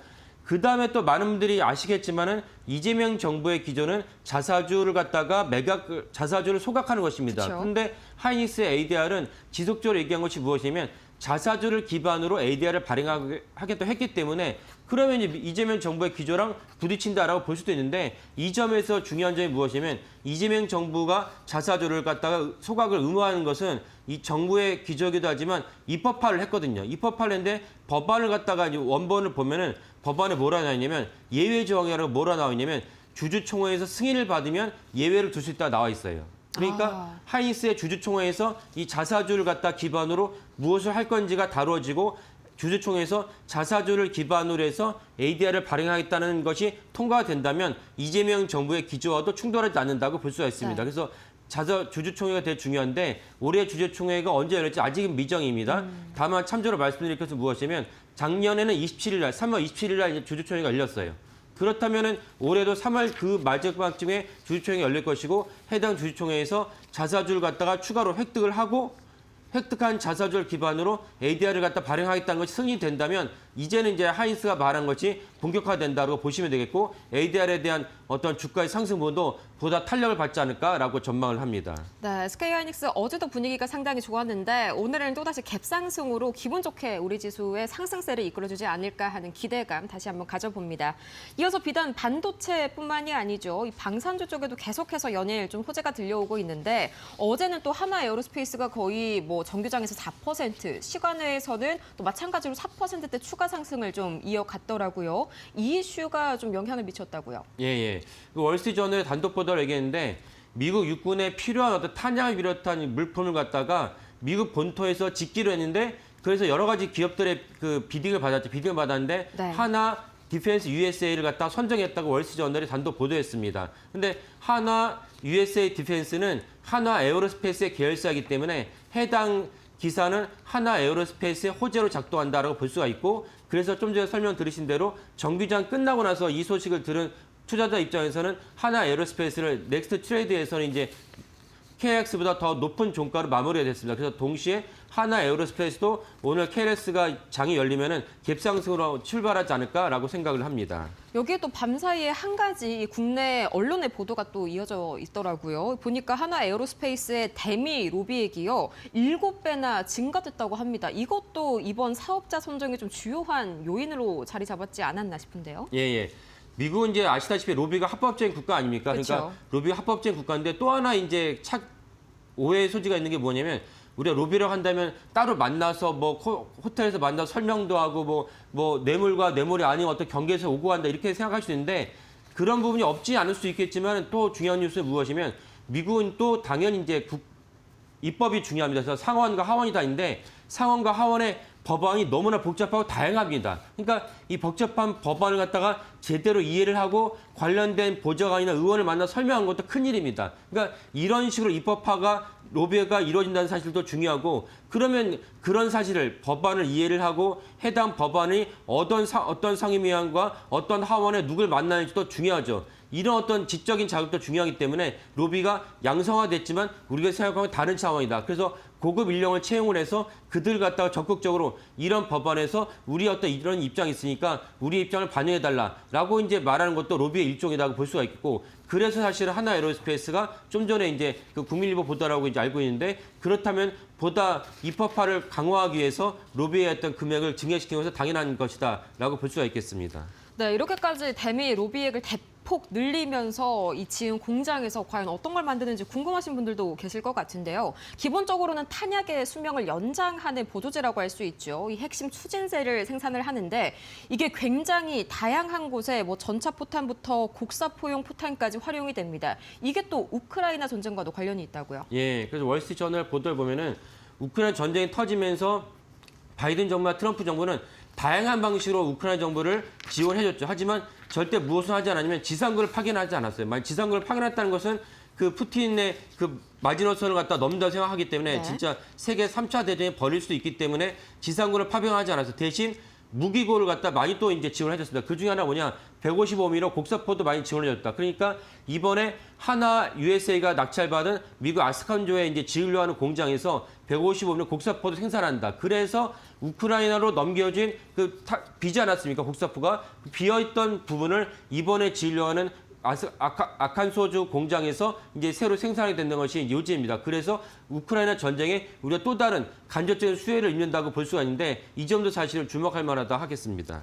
네, 특히나 또 제가 가장 좀 눈길을 끌었었던 문구가 바로 여기에 있는데 이제 미국 기업을 계약 선정에서 좀 제쳤다고 해요. 이게 상당히 좀 자국 기업 밀어주기인 미국에서 이런 결정이 났다는 게 굉장히 의외인데 우리가 상당히 그 의미가 크게 이번에 가져왔다 이렇게 볼 수가 있겠습니다. 예. 그래서 월스트리트저널의 보도를 보면은 미국 기업 한국과 또 다른 기업을 제치고 하나 USA 디펜스가 선정했다고 발표를 했습니다. 그 말은 무엇이냐? 사실 국방이라는 건 되게 자국의 외교 안보기도 중요하기 때문에 또 기밀 사항이기 때문에 웬만하면 사실은 자국 기업을 선정했을 텐데 불구하고 그것을 제치고 하나 에어로스페이스가 이번에 선정했다는 뜻은 단순하게 가격 경쟁력만 갖고 이번에 미국 공장이 낙찰되지 않았다. 그러면 또 다른 규칙적인 경쟁력이 있다라고 봐야 되겠고 이것은 실질적으로 이번에 미국의 육군이 낙찰을 받았다는 것은 다른 나라의 어떤 협상에도 중요한 레퍼런스가 되겠습니다. 당연히 어떤 해당 기업이 수출을 하거나 새로운 어떤 판로를 뚫을 때, 야, 우리의 제품을 갖다가 한국 육군만 쓸 뿐만 아니라 미국 육군도 쓰게 될 거야 라고 한다면 얼마나 설득력이 있겠습니까? 이런 맥락에서도 이번에 낙찰은 되게 시사점이 크다라고 볼 수가 있겠습니다. 네, 정치적으로 봤을 때도 좀 우리와 미국이 혈맹 사이에 있다는 것도 그 미국 본토에다가 우리가 우리 돈을 들여서 공장을 짓는 거지 않습니까? 다시 한번 좀 지정학적으로 우리의 위상을 확인시켜주는 그런 계기가 될 수도 있을 것 같네요. 예, 우리가 혈맹이라는 말할 때 혈은 피혈자 아닙니까? 왜 우리가 미국과 피혈자, 피를 나눈 관계냐? 아시다시피 6.25 전쟁에서 미국의 군인이 엄청나게 많이 죽었습니다. 그런 혈맹 관계인데 혈맹 관계에 있던 미국 사람들이 인식을 했을 때 한국은 물론 그런 인식이 옛날보다 더 옅어졌겠지만 우리나라가 도와줘서 살아난 국가가 그 한국이 사실은 미국 본토에다가 군수공장을 지어서 미국 육군이 쓸 수 있는 물자를 납입한다는 것은 미국 국민들에게는 큰 충격이고 한국을 다시 한번 새롭게 봐야겠다라는 인식을 갖다 심어줄 것이고 이거는 우리나라 방산기업이 미국을 진출하는 데 큰 보탬이 될 뿐만 아니라 우리나라 국격에도 한 번 더 위상을 갖다 강화시키는 그런 아주 기쁜 소식이다라고 하겠습니다. 네, 앞으로 이 트럼프 대통령의 실용주의 정책의 일환으로 좀 이런 일들이 비슷하게 많이 일어날 것 같은데 실질적으로도 이 WS 저널의 보도에 의하면은 앞으로 유사한 임대 계약들을 좀 검토 중이다 이런 입장을 미 육군에서 밝혔다고요. 예, 이게 무슨 뜻이냐면은 제가 이제 저희 코너에서 말씀드렸는데 트럼프 대통령이 하고 싶은 게 많아요. 그중에 하나는 원자로도 있고 이렇게 군수공장을 새로 짓는 것도 있고 오늘 얘기는 무엇이냐면 데이터 센터도 지어야 되는데 지으려면 부지가 필요하지 않습니까? 그러면 트럼프 대통령 입장에서는 아니 미국 본토에 여러 가지 육군 부지가 있는데 그걸 활용해라. 거기다가도 이제 SMR도 집어넣고 오늘 월스트리트 저널의 보도 보면은 데이터 센터도 거기다 집어넣어라 라고 얘기한다는 것입니다. 그 정도로 사실 트럼프 대통령의 실용주의 정책의 하나라고 볼 수도 있겠습니다.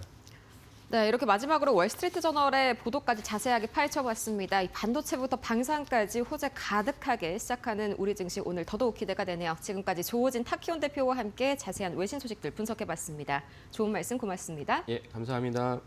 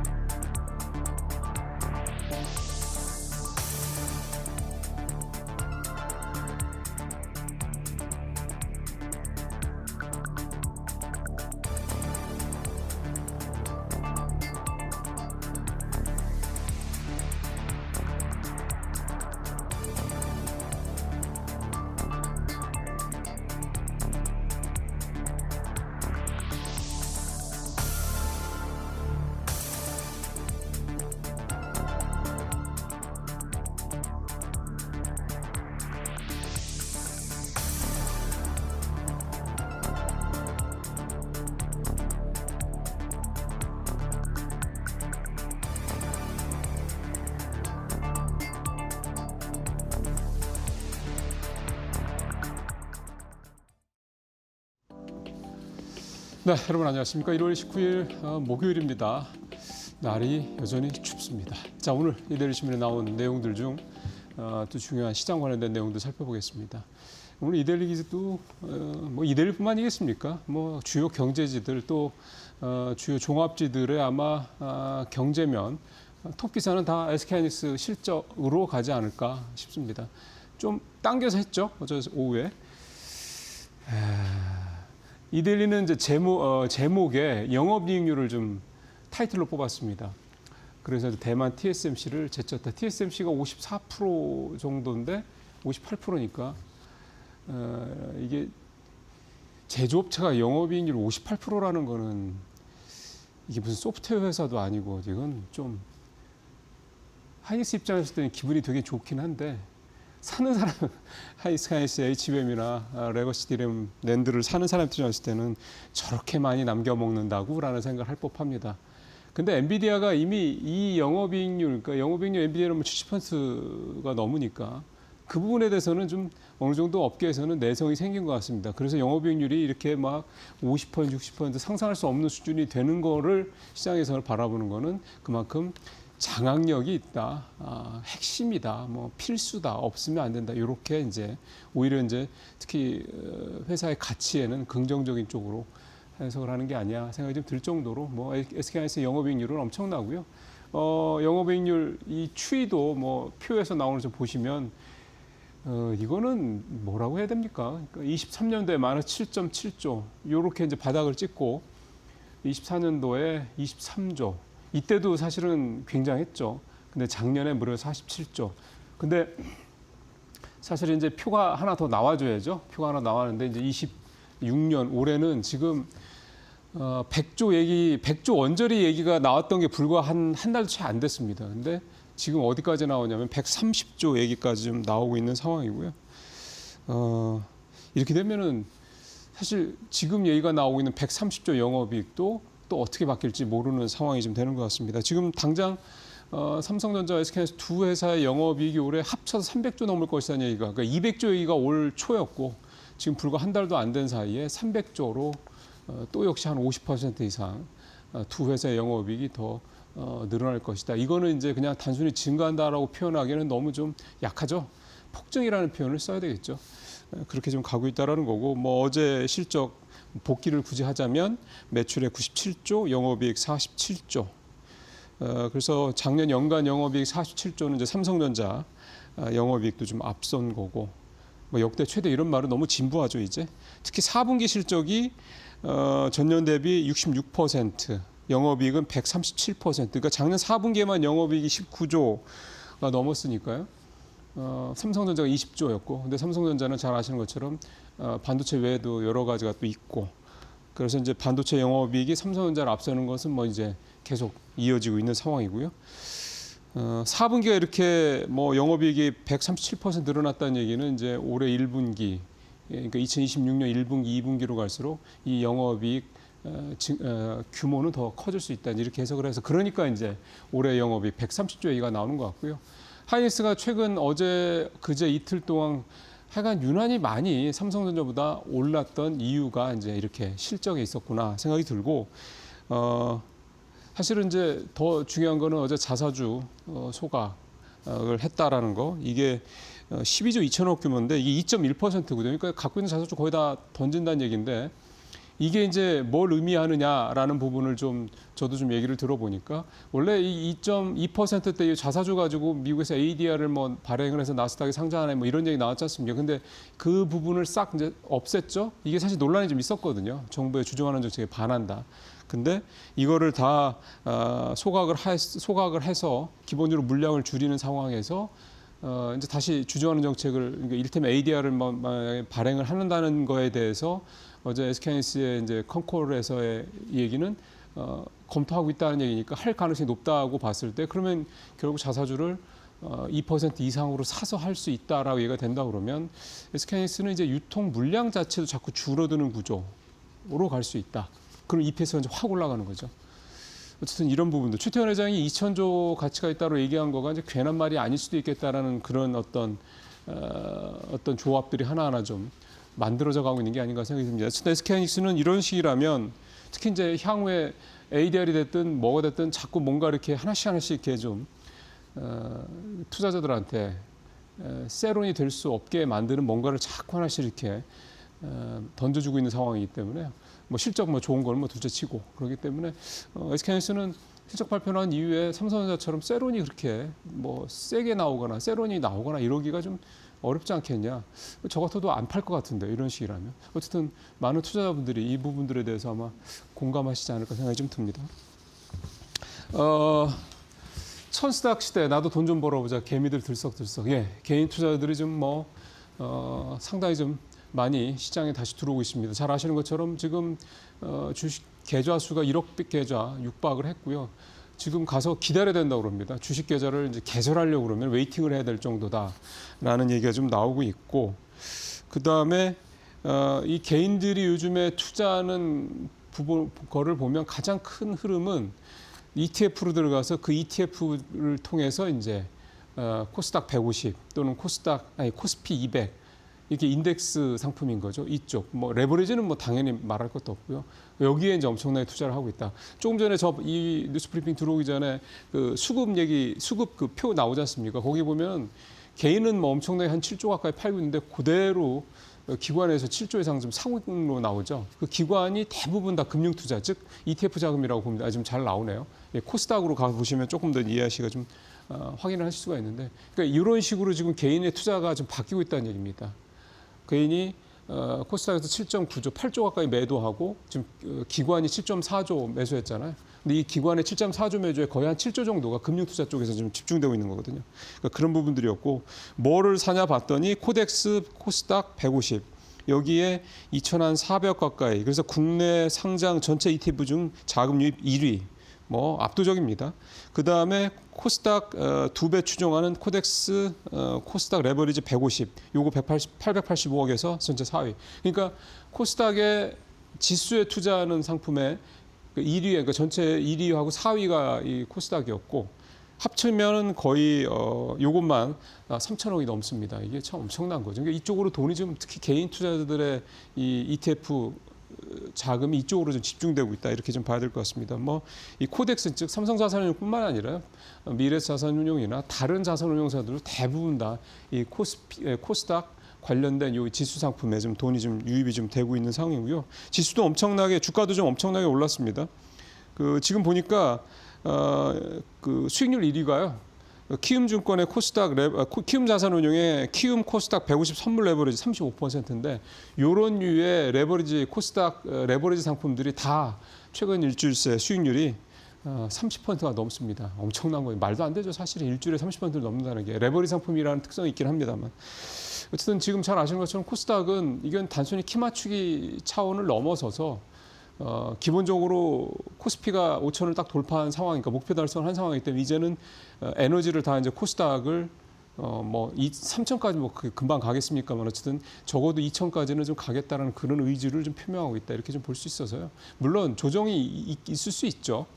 근데 기본적인 방향이 확실하게 상향이라는 걸 좀 감안하신다면 그 조정도 너무 그렇게 두려워하지 마시고 오히려 역발상으로 접근하실 필요도 있겠다라는 생각을 충분히 해볼 수 있는 그런 흐름이다 볼 수가 있겠습니다.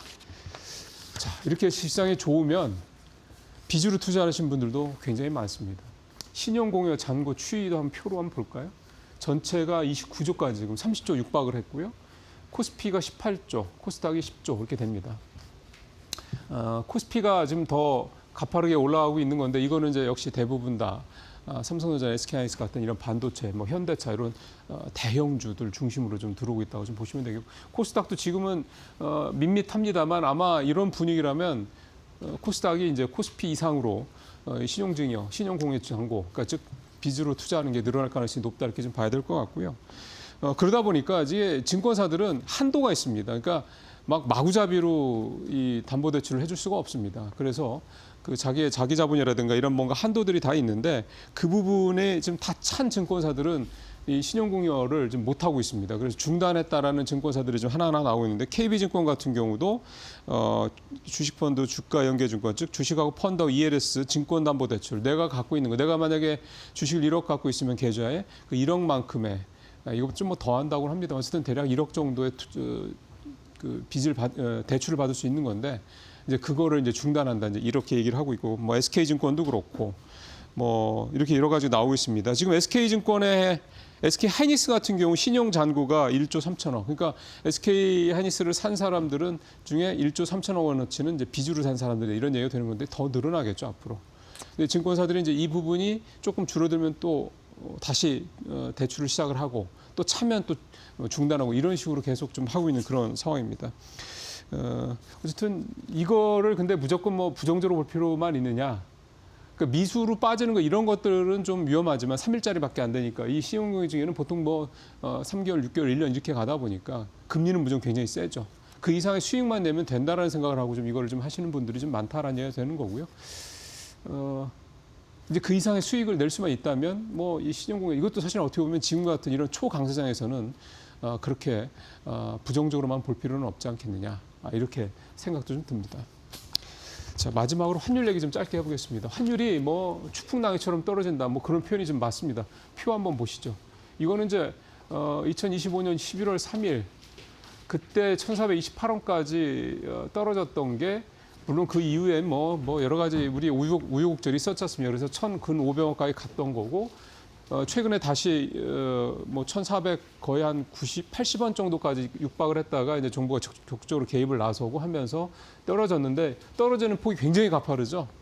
잘 아시는 것처럼 미국과 일본의 이제 공조 이것도 좀 있었고 전체적으로 좀 수급도 수급이지만은 이런 어떤 그 심리적인 그런 어떤 차원도 상당히 좀 크다고 볼 수가 있게 오늘은 달러 인덱스가 조금 오르긴 했었는데 100 돌파하고 100 왔다 갔다 하던 달러 인덱스도 지금 95 뭐 이렇게 중반 수준까지 좀 떨어져 있는 그런 상태입니다.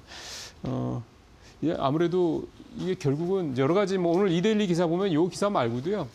왜 이렇게 미국이 개입을 하느냐 이런 얘기도 좀 나오고 있습니다. 그래서 나오는 얘기가 이제 말하라고 합의 그 작년에 트럼프 대통령 당선되고 나서 한참 얘기 나왔던 뭐 재작년이 되겠습니다. 이제는 벌써 그런 얘기인데 이제 한마디로 이제 제2의 플라자 합의라는 거죠. 그러니까 미국의 달러 가치를 좀 낮춰서 미국이 이제 적자 문제라든가 그다음에 수출이라든가 이런 쪽으로 좀 힘을 좀 내게 하고 대신 이제 상대국 뭐 일본이나 우리나 뭐 이런 데들이 되겠습니다. 이런 데들은 이제 뭐 유로도 그렇고 화폐 가치를 좀 올려서 이제 가겠다.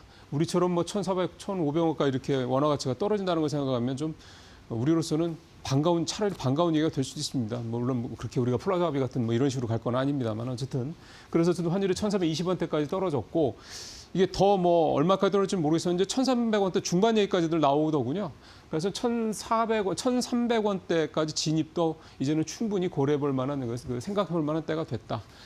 외국인만 좀 들어주면 좋은데요. 아직은 뭐 외국인들이 그렇게 화끈하게 들어오는 모습을 보이지는 않고 있는 상황입니다. 오늘 마치겠습니다.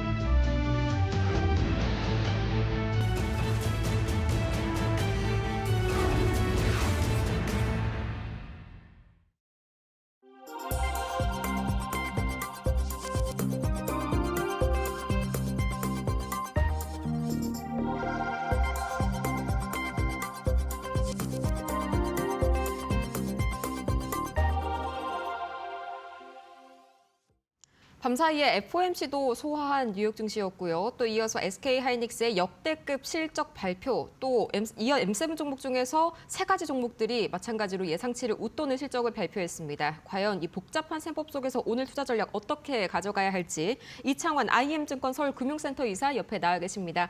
어서 오세요. 네, 안녕하십니까. 네, 우선 밤사이에 뉴욕 증시 뭐 약간 경계감 속에서 보합권으로 마무리를 지었는데 크게 두 가지 키워드가 있었죠. 가장 먼저 FOMC, 그다음이 이제 빅테크 실적 발표인데 뭐 FOMC부터 가장 먼저 볼까요? 우선 동결이 나왔는데 네. 조금은 좀 성명문이 매파적인 시그널이 나왔죠. 네, 뭐 여러 가지 문구들이 삭제가 됐는데, 네. 근데 금리 동결은 예상대로였고 그 미란과 월러 이사가 이제 그 반대를 했죠. 그 외에는 다 찬성을 해서 네. 금리 동결이 나왔고요. 경기 판단에 대해서 좀 더 상향이 나왔습니다. 경기 성장 속도를 만만하면서 이제 견고함으로 격상을 했고, 네. 고용에 대한 그 하방 리스크에 대한 문구를 삭제하면서 실업률 안정화에 대한 징후가 포착이 됐다. 많이 괜찮아졌나 보네요. 네, 그래서 그 파월 의장의 이제 기자회견 발언 같은 경우도 그게 이제 인플레 상승 원인을 관세로 지목을 했지만은 일회성으로 이제 판단한다라는 얘기가 있었고요. 그리고 금리 인상 가능성에서는 이제 일단 선을 그었습니다. 네. 또 이제 리사국 소송에 대해서도 연준의 역사상 가장 중요한 법적 사건으로 이제 언급을 한 부분들이 좀 눈에 띄었는데 일단 말씀 조심하는 부분 좀 없지 않아 있었습니다. 네. 향후 이제 거치라든가 이런 것을 좀 조심했었고 지금은 이제 그 시장은 지금 현재의 파월보다 5월 이후에 파월 다음을 좀 기다리는 이제 그런 상태라서 또 오늘 뭐 그냥 무난하게 좀 네. 지나간 것 같고 전일 미증시 같은 경우에는 ASML이라든가 SK하이닉스의 그 호실적을 통해서 나스닥이 6거래 연속 지금 상승이 나왔고요. 그렇죠. 그리고 이제 마이크로는 또 신고가가 나왔습니다. 지금 시간화에서도 또 상승이 나오고 있고 엔비디아 같은 경우도 호재가 나왔죠. 그 중국에서 그 H200 그 400만 대 수입 승인 소식이 네, 나와서 드디어 나왔죠. 네,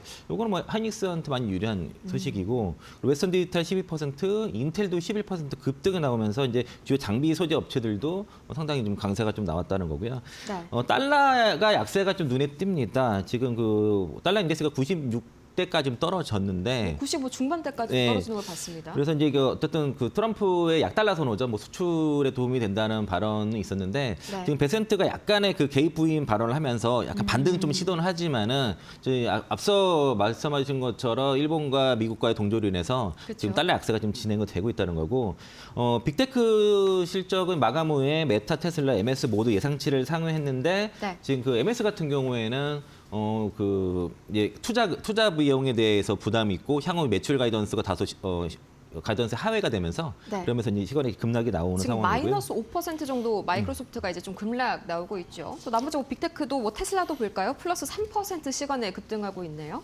예, 그 메타랑 그 마이크로소프트가 다 실적 상회를 했습니다. 네. 그리고 이제 차이점은 둘 다 근데 그 막대한 AI 투자 비용이 막대하게 시장 예상치보다 높았어요. 네. 그런데 그 메타 같은 경우에는 그 비용 증가보다 앞으로의 그 매출 성장과 그리고 이제 비전 가이던스 대해서 좀 제시를 하면서 네. 견고하게 이제 시간의 상승이 나왔고 메타 같은 경우에는 일단 그 예상치보다 막대한 그 AI 투자 인프라 그 비용이 들어가는데 지금 수요는 많지만 AI 그 인프라가 부족하다 보니까 이게 매출이 따라가지 못한다는 거죠.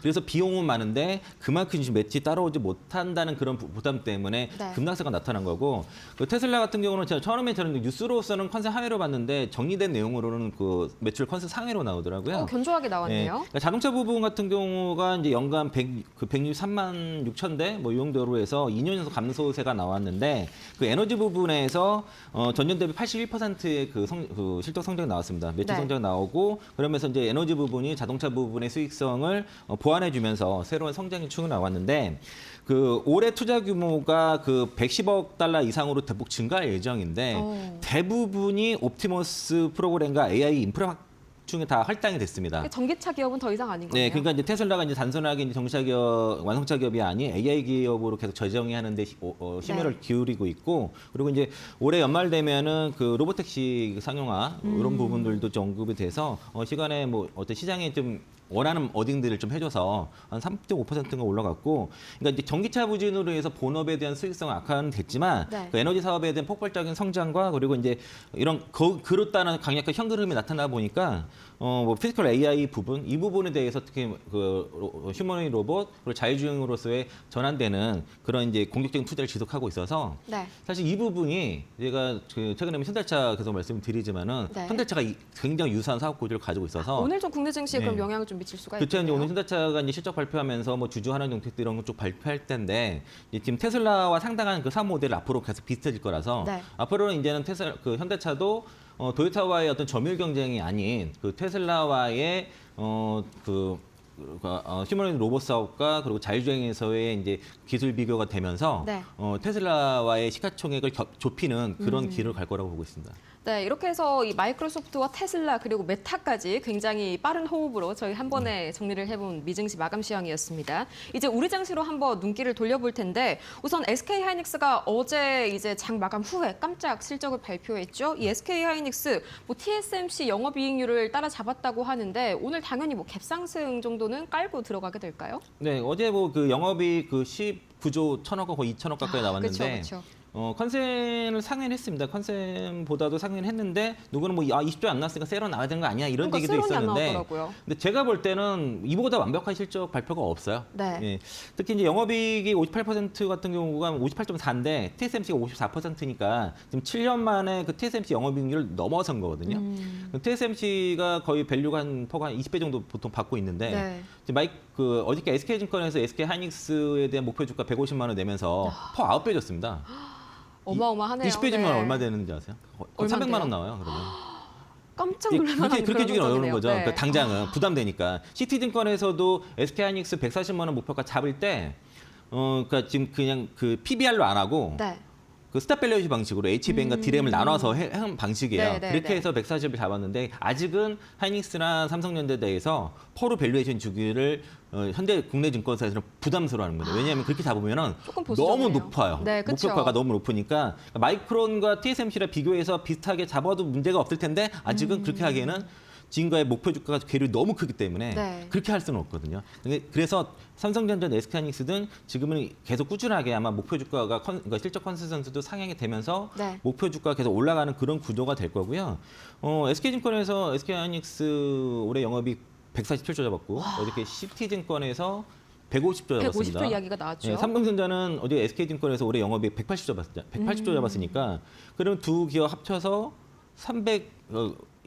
327조네요. 어마어마하네요. 또 SK하이닉스는요, 또 기대감을 하나 안고 있는 소식이 자사주 관련 이야기도 굉장히 또 시장을 핫하게 달궜죠. 그러니까 어제 세론이 안 나왔던 이유 중에 결정적인 이유 하나가 네. 이 그 배당주 물론 뭐 2조 1천억 원 줬지만은 12조 2천억 그 거의 사실상 그 EB 물량 빼고 나머지의 자사주 전량 소각하는 그게 굉장히 컸습니다. 역대급 규모네요. 이게 이제 예전에 24년 말에 삼성전자의 자사주 소각과 지금의 SK하이닉스의 자사 소각 완전히 질이 다른 이슈예요. 어떤 거에서 다를까요? 삼성전자 같은 경우는 주가 바닥일 때 주가 방어용으로 썼고 네, 또 그쵸. 경영권 방어를 위해서 일부 유지를 했는데 SK하이닉스 같은 경우는 주가가 최상단일 때 전량 소각했거든요.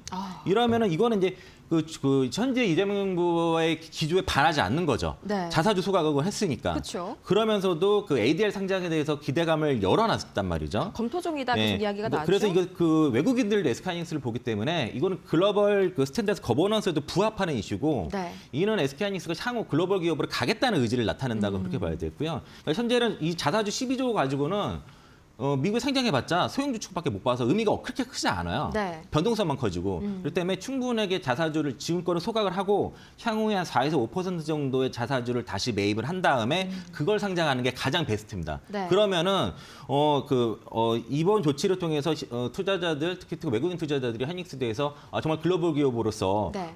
볼 수 있기 때문에 태천 회장이 뭐 향후 몇 년 후에 뭐 시가총 2천조 얘기했지 않습니까? 그쵸. 그게 현실화될 수 있는 길을 가는 거죠. 추가적인 상승력이 정말 풍부하네요. 네, 그러니까 이게 그러면서 이 주주 어떤 가치기를 극대화하는 카드고 주가가 고점에서 자사주 소각했기 때문에 이거는 EPS가 증가 속도 굉장히 가파라지는 요소가 되는 거죠. 네. 주가가 바닥일 때 자사주 소각하면은 EPS 올라가는 게 완만해지는데 이게 실적이 역대급으로 올라가고 주가 고점인 때에서 이걸 이렇게 자사주를 소각을 해버리면은 네.